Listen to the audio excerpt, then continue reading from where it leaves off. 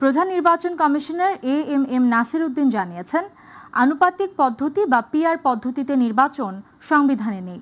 যেহেতু এটা সংবিধানে নেই, সেহেতু এর বাইরে তারা যেতে পারবেন না। এ নিয়ে রাজনৈতিক তর্ক বিতর্ক চললেও নির্বাচন কমিশনের এগুলো কাজ নয়। তবে আইন পরিবর্তন হলে এই পদ্ধতিতে ভোট হবে বলেও নিশ্চিত করেন তিনি। শনিবার রাজশাহীর লোক প্রশাসন ভবনে ত্রয়োদশ জাতীয় নির্বাচন উপলক্ষে রাজশাহীর অঞ্চলের নির্বাচনের কর্মকর্তাদের সঙ্গে মতবিনিময় সভায় কথা বলেন তিনি। আওয়ামী লীগের বিষয়ে প্রধান নির্বাচন কমিশনার জানান, আওয়ামী লীগের কার্যক্রম নিষিদ্ধ রয়েছে, রায় হয়নি, বিচার প্রক্রিয়া সম্পন্ন হয়নি।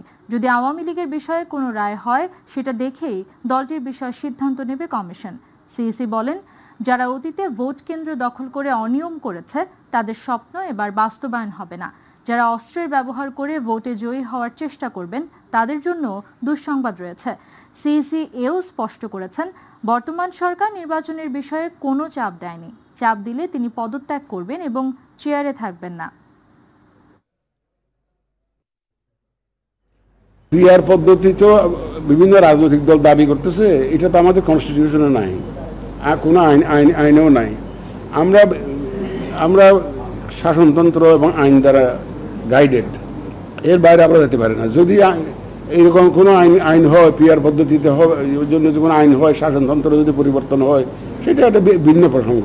এটা এখনো রাজনৈতিক আলোচনার পর্যায়ে আছে, তর্ক বিতর্কের পর্যায়ে আছে। এটা রাজনীতিবিদদের ব্যাপার।